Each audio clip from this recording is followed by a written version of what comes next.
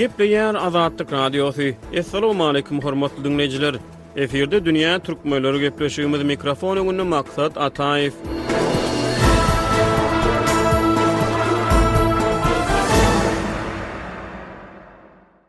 İýunyň başlaryna Haşte Subh Owgan neşri Demirgazyk Owganystanyň Jowzjan welaýatyna etnik türkmenleriň köplük bolup ýaşaýan sebitine türkmen diline çap edilýän Göreş gazetiniň işiniň besetdirlerini habar berdi. Neşri görä türkmen diline çap edilýän Göreş gazeti Owganystana 1978-nji ýylda esaslandyryldy. Owganystanyň Serhet we Tiri taýpalary ministrliginiň ygtyýarnamasy bilen çap edilen gazet ýurtda işi girdiren ilkinji türkmen neşri bolup durýar. 44 ýyl ozal türkmen neşriniň esaslandyrylmagyna ruhsat beren Serhet we Tiri taýpalary ministrligi Taliban ýol başlygyna Owgan hökümetiniň gödäwçiligi astyna türkmen neşrini resmi haty berip onuň ygtyýarnamasynyň ýatyrylanyny habar berdi. Abaşy ýol başlygyna halkara harby güýçler Owganystanyň çekilip 2021-nji ýylyň awgustyna Taliban Kabulda häkimiýeti ele geçireli bäri Haşte Subh neşrine görä Owganystanyň köpçülikleriniň habar berişleri işleriniň 40 göterme öýdi işini besetmeli boldy. Neşre görä Taliban Göreş gazetiniň ýapylmagy barada tesbir bermeýär. Dünýä türkmenleriniň bu sany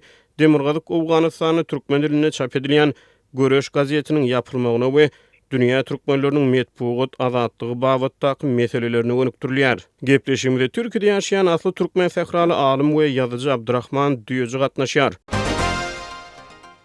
Gepleýär Azatlyk Radiosu.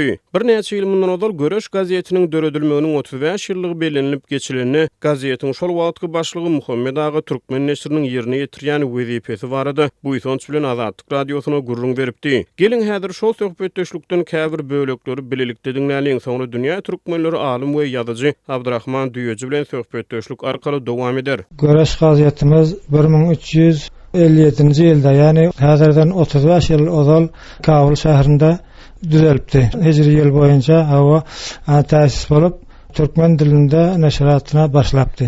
Häzir şondan beri 35 ýyl geçýär, 36-njy ýyla gadam goýar.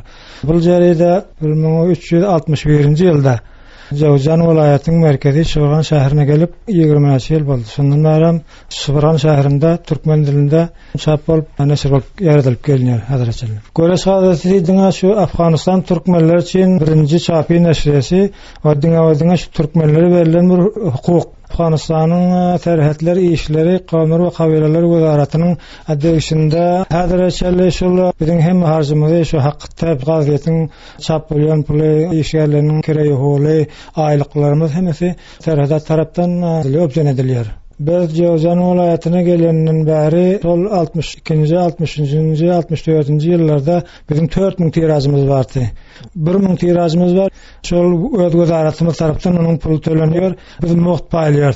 Muht paýlayan ýerlerimiz hem şu Owganystanyň köplen şu türkmenler oturýan ýaşaýan ýerleri, meselem Hundu welaýaty bar, Herat bar, Bazgys, Pulhomry, Faryab, Balx welaýaty, Serpil, biz türkmen maşgalary Helmand welaýatynda ýaşaýar. Merkezde Kabulda da türkmenler köp ýaşaýarlar. Biz şolaryň her aýsyna aýratyn soňa uzadyp ýetişdirip durýarys häzirçe.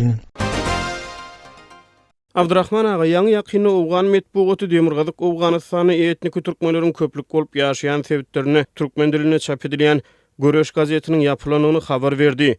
Göreş gazeti barada size nähili maglumatlar bar? Onuň tiraji näçedi? Bu gazetde nähili meseleler gozgolýardy? Owgan metbuaty gazetin 44 ýyl bäri çap edilýänligini habar berdi. Salam kadrly doğunum maksat hem de salam bolsun hormatly dinleyijilerinize. Hawa men bilişine türkmen sähradan onsoňam ol Owganystan türkmenleriň biziň aramyzda zat ýok da sınır ýok, ýani giranisa ýok. Ondan Türkmen Sahra Günmatar tarapdan Türkmenistana bağlanıp duruyor. Afganistan Türkmenleri günnor. Bizim aramızda Fars şehirler, İran şehirleri var. Şol için bizim katnaşığımız beter yakından bolup bilmeýär Afganistan'daki doğallarımız bilen. Yine de olsa bizim nerede Türkmen bolsa yüreğimiz şu an vurup dur, näme edilýän, näme bar diýip habaryny alýar. Görüşmen iyiden bilýän. Göreş neşrini, gazetini ve şol ýanky aýdyşym ýalkän Göreş gazeti elimize gelip durmaýar, ama bir iki ýezek zadyny gördüm bir iki nomerde. Şeýle şol türkmenleriň olam aýratynam Awganistan türkmenleriň şol şertleri görä şeýle bir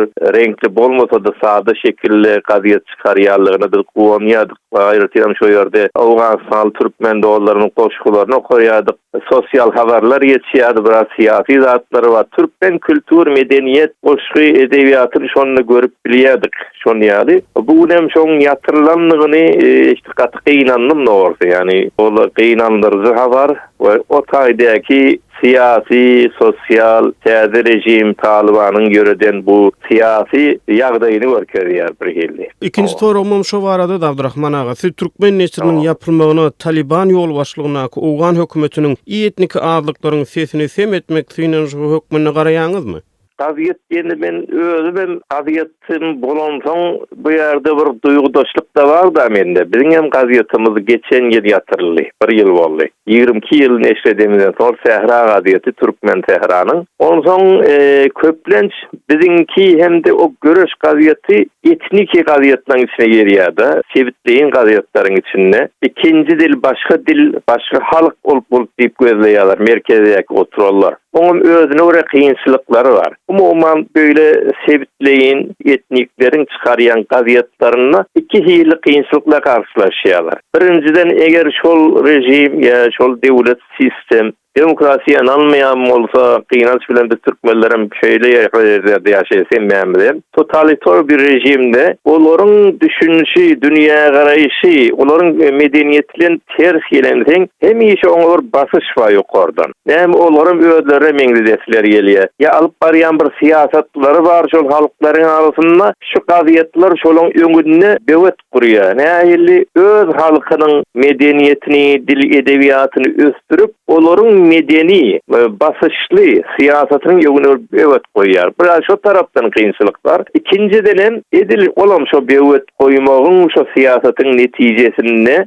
şol zatlara bir oldaw bolmansan yokordan gaziyete hem işede gaziyetler ya jurnallar yokordan devlet demir subsid olmasa maddi oldaw olmasa öz ayağını durmağı ansat bolmaýar. Sebebi sen her etdi ýazasy ýezidine çykarjak bolsaň hökmen eline bir gowy zat budjet bolmaly, sermaye bolmaly. Onuň bir gaziýetin özi, olam az meselen meçwerde tirajda aşak bolsa, diňe şo ýaýraýan bolsa, şoňa gowanyp dewam etdirip bilmeýär ýolny. Hökmen ýokardan dewletden bir ýardam bolmaly we biziňki ýaly, Sehra ýaly, görüş ýaly, Türkmen halkynyň sözü bolýan gaziýetlere şo ýardam bolmaýar. Şol üçin dewletler onu ýatyrjak bolsa iki ýolly gitýärler. Ya göçgöne şu görüşe ýazylýaly, hände bollu sizinki öňüne geçilýär zat diýip ýa-da näme etýärler, şoň goldawyny kesýärler, özleri ýoş-ýoş ýykylsyn diýärler da. Şol ýaly ýagdaý bolýar. Ýöne bu görünüşi bilen görüşdäki ýagdaý şol Talibanyň hemişe bir gatlyk, näýili bir zat fanatiklik bar da olaryň siýasatyny da bir dolandyrışyny da o meselede de şu fanatik ýol bilen şonu beset taklamaly bolup durlar. Hökmen öz alyp barýan siýasatyna şerh görenler diýip şeýle düşünýän men. Geçen ýer Irana da etnik türkmenleriň sesi sem edildi. Onlar şeýle türkmen we fars dillerine çap edilýän Sehra gazetiniň ygtyýarnamasy ýatyryldy. Dünýä türkmenleri bu barada ýürüýte gepleşip taýýarlady. Medpugat azatlygy bar bolan ýurtlarda gazet jurnallary, medpugat serişdeleri azlyklaryň öz seslerini eşitdirip bilmeklerini, ejizin öz seslerini eşitdirip bilmegine ýardam berýär. Etnik türkmenleriň habar serişdeleriniň ýapylmagy ise Owganystany bolsun ise Demirgazyk Iranyna yerli ýaşaýjylaryň şol gaziýeti ýazarlaýjylaryň, okuýjylaryň durmuşyna nähili täsir eder siziň pikiriňizçe? Köplenç şol etnikleriň, halkyň öz dilini, islegini yerine ýetirip de şonu ýazýan gaziýetler halkyň tarapyndan hem söýleýärler. Halk da şonu öz sesi, öz dili hökmünde kabul etýär. Ýöne beýle gaziýetlerem köplenç biziň görýän totalitar rejimde devletin halamaýarlar. Edil o tarapdan devlet şolara hemişe karşı bolýar. Devletler näme isleýär? Öz propagandasyny edip duran, öz sözüni ýaýratyp duran Diňe meselen türkmençe de yazsalar, türkmençe diňe şo taýda bir zat bolmaly, arazy bolmaly, oň fiýatyny ýöretmek için. Şol üçin eger sehra ýaly, ýani göreş ýaly şol döwletiň hyzmatyna, hakimiýet hyzmatyna bolmasalar, halkyň sözüni ýazsalar, bir tarapdan halk tarapyndan şol gaty syýlanýa-da, gollanýa-da, halkyň ýüreginde ýaşaýar.